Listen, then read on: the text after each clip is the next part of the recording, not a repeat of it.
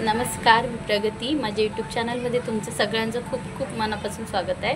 तर फ्रेंड्स, आज मी तुम्हाला म्हणजे शिवणकामासाठी लागणाऱ्या वस्तू, लागणाऱ्या मशीन्स, कोणकोणत्या आपण मशीन यूज करू शकतो याची बेसिक माहिती देणार आहे. टेलरिंगसाठी लागणाऱ्या वस्तू. तर मला वाटतं ऑप्शन म्हणून तुम्ही सेकंड हँड मशीन यूज केला तरी चालतात, कारण ते वापरले गेलेले असतात. ते असं कम्फर्टेबल झालेलं असतात. मशीन चालवायला आपल्याला कम्फर्टेबल होतं, फ्री असतात एकदम त्या. तर तशी मशीन घेऊ शकता, नाहीतर तुम्ही नवीन मशीन घेऊ शकता. नवीन मशीनमध्ये हाफ सेटर येते, फुल सेटर येते, झुकी मशीन येते. त्याच्यानंतर इलेक्ट्रिक मशीन येतात, उषाचे, सिंगरचे, बऱ्याच कंपनीचे येतात.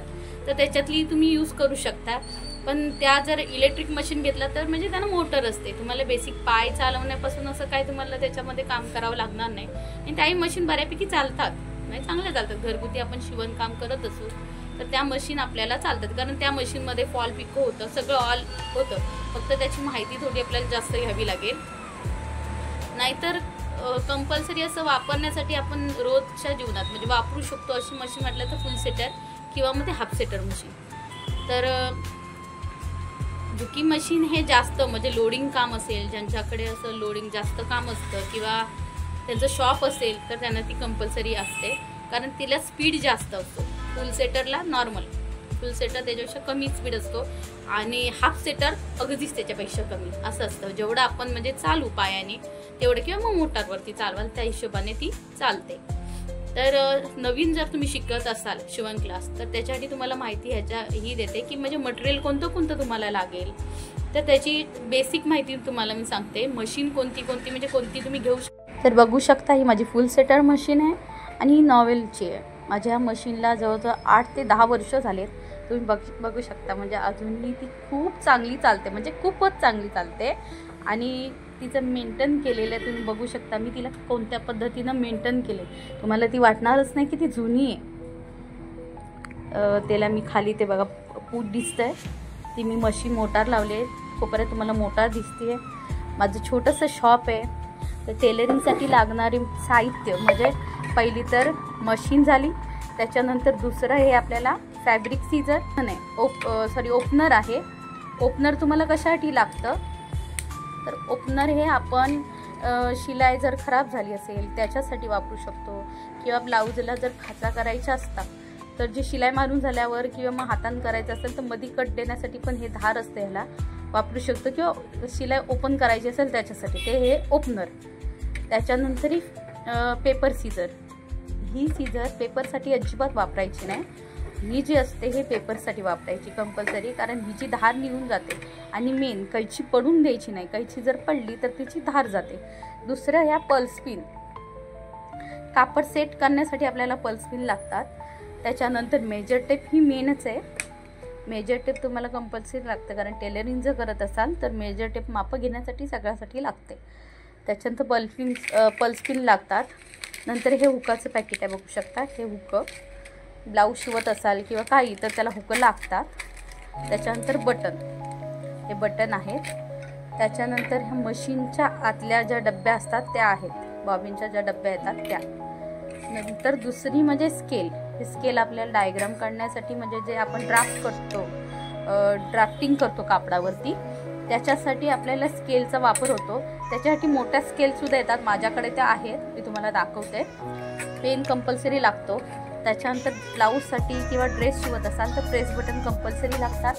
त्याच्यानंतर टेलर चॉक, आपल्याला मार्किंग करण्यासाठी टेलर चॉक कंपल्सरी लागतं. दुसरं सुया. तर हे सुयांचं पॅकेट म्हणाल तर हे हाफ सेटरचं आहे. माझ्याकडे दोन्ही मशीन आहे. हाफ सेटरची कशी सुई असते बघा, एक साईडनं चपटी असते आणि एक साईडनं राऊंड शेप असतो. आणि मी 16 नंबरच्या सुया वापरते, शक्यतो 16 किंवा 18 नंबरच्या, कारण प्रत्येक वेळी आपण सुई चेंज करत बसायला आपल्याकडे वेळ नसतो.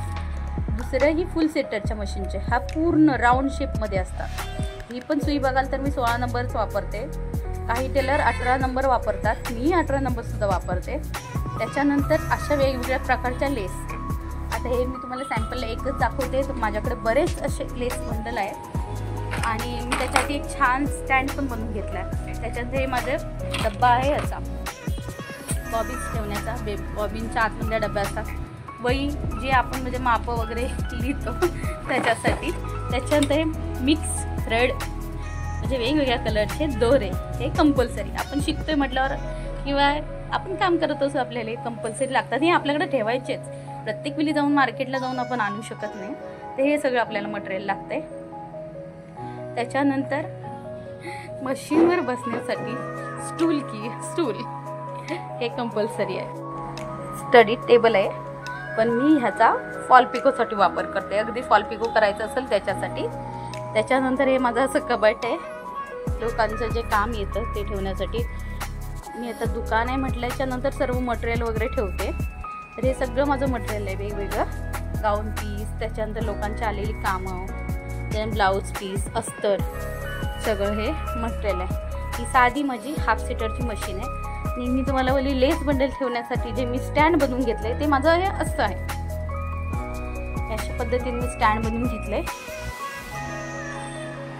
याच्यामध्ये सगळे आपल्या जेवढ्या पाहिजे तेवढ्या हे बसू शकतं. दुसरे मी असे रॉड बसून घेतलेत जेणेकरून आपण कपडे शिवलेले आहेत ते लावता येतील. ह्या साईडला ब्लाऊज लावते, त्या साईडला गाऊन आहे. त्याच्यानंतर ही आपली फॉल पिकोची मशीन आहे. ही फॉल पिकोची मशीन आहे, दीपा कंपनीची आहे. ही जी दुसरी आहे ती पण खूप जुनी मशीन आहे, एकदम नवीनमध्ये. हिला पण माझ्याला आता 4 वर्ष झाली आहेत. मी पायानंच यूज करते. मोटारी बसवले की पायाचाच वापर करते. तर अशा पद्धतीनं आपल्याला टेलरिंग शॉपसाठी किंवा घरी आपण शिवण क्लास शिकत असाल, करत असाल किंवा पुढे तुम्ही त्याच्यामध्ये तुमचं करिअर करणार असाल ते हे बेसिक सामान लागतं. त्यासाठी बघा काउंटरसुद्धा आहे माझं छोटंसं, कारण माझं शॉप आहे. तर काउंटर आहे छोटं काउंटर, हे माझं शॉप आहे. म्हणून की घरी शिवत असाल तर काउंटरची किंवा कपाट लागतंच, कारण सामान ठेवण्यासाठी. पण बेसिकली तुम्ही दुसऱ्या कुठेही ठेवू शकता. तर अशा पद्धतीने तुम्हाला टेलरिंगसाठी सगळं साहित्य लागतं. म्हणजे तुम्ही काम करत असाल, त्याच्यामध्ये तुम्हाला इंटरेस्ट आहे तर हे साहित्य तुम्हाला लागेल. आणि होलसेल शक्यतो होलसेल मार्केटमध्ये जाऊन तुम्ही मटेरियल घ्या. कारण आपल्याला एकदम म्हणजे नवीन शिकतोय किंवा शिकलो तर आपल्याला शिलाई माहिती नसतात कपड्यांच्या, किती आहे किती नाही. तर 4 दुकानं फिरायची, शिलाई विचारायची की किती शिलाई आहे, आजूबाजूच्या एरिया चौकशी करायची की किती शिलाई, आणि त्या हिशोबाने 10-20 रुपये कमी ठेवूनच आपली शिलाई ठेवायची, जेणेकरून आपले कस्टमर आपल्याकडे यायला लागतील.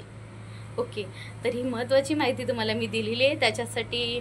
आणि तुम्हाला हा व्हिडिओ आवडला तर शेअर करा, लाईक करा, सबस्क्राईब करा आणि बेल आयकनला क्लिक करायला विसरू नका. कारण टेलरिंगचे सगळे व्हिडिओ म्हणजे जे मी करते काम त्याचे बेसिक जे शिकवते त्याचं मी डिटेलमध्ये मोठे किंवा छोटे असे व्हिडिओ करून मी अपलोड करत असते. तर तुम्हाला व्हिडिओ आवडला तर लाईक करा, शेअर करा, सबस्क्राईब करा. धन्यवाद. Bye bye.